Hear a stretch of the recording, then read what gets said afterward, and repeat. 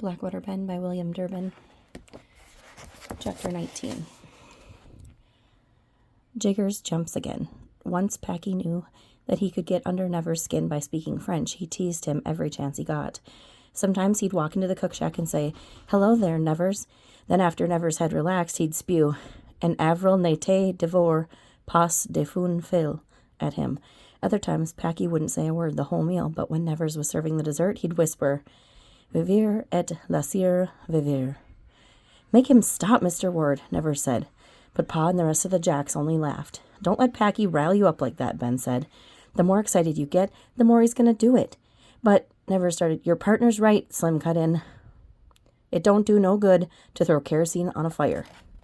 By Sunday, Ben was looking forward to having extra time with Charlie. Ben had tried asking Pa questions about his mother, but he'd only grumbled. "She was a fine lady, what else can I say?" As Ben made up a lunch tray for Charlie, Nevers asked, "Suppose he'll tell you more about your ma?" "He's contrary at times, but I hope so. Come and get me when you're done, and we'll get started on our woodworking."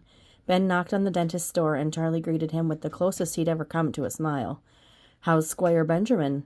"Isn't Squire some sort of fancy title?" "Squire is used to refer to a country gentleman, but these days we use it to mean any young working man." "That's me, then. I'm young and I work." After talking about the weather and camp life, Ben finally said, "So what else can you tell me about my mother?"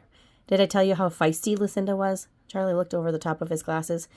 "She loved to talk ideas. She could have taken on an Oxford debate team single-handed, especially when she was talking about Walden." "The book the book about that fellow who lived alone in the woods?" Charlie nodded. "She could quote Walden backwards and forwards. I hadn't studied Thoreau in England, so he was new to me. Thoreau believed in independent thinking and in folks following their dreams. Lucy and I had a long discussion over the end of the book. After spending 2 years in this shack, Thoreau went back to town.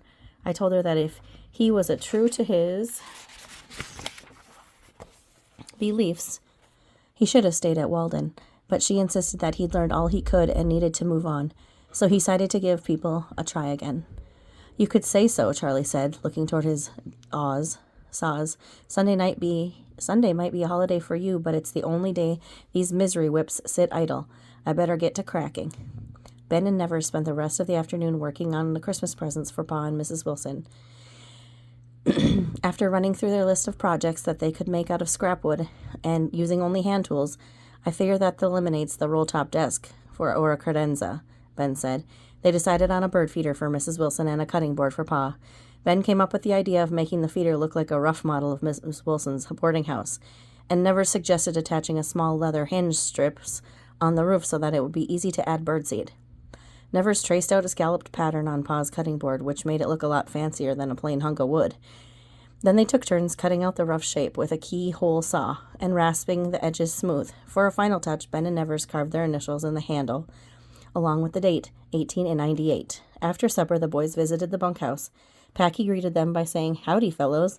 Then, after pausing just long enough to get Nevers off his guard, he added, "Mix volt tarde jamas." Nevers was about to spout something back at Packy when but Ben touched his arm and said, "Don't let him get your dander up." Slim winked at Ben from the card table. The rest of the Jacks were sitting quietly. The room was lit by a gazy glow of 2 hanging kerosene lanterns. Ben whispered to Nevers, "Do you want to see something funny?" "Okay," Nevers said. "You keep Jiggers' attention for a minute." Ben sneaked up behind Jiggers, who was sitting in a chair with his feet facing the stove. "What are you working on?" Nevers asked. "I'm just whittling," Jiggers said. "Boo!" Ben yelled. Jiggers jumped straight up. Ben was ready to laugh until he saw the knife. Before Ben could duck, the blade flew out of Jiggers' hand and buried itself in the log support post. Jiggers stared at the bone-handled hunting knife that had stuck in the wood right between Ben and Nevers' cheeks. Instead of yelling, Jiggers asked, "You all right?" Ben and Nevers both nodded. "You imbecile," Packy said, cuffing Ben's arm. "He could have killed any one of us." "I wasn't thinking," Ben said, when he finally found his voice. When Packy saw that Ben and Nevers were both pale and shaking, he put his arms around their shoulders. "At least you dopes are okay. If Jiggers had been holding an axe in his hand, somebody would have got guillotined for sure."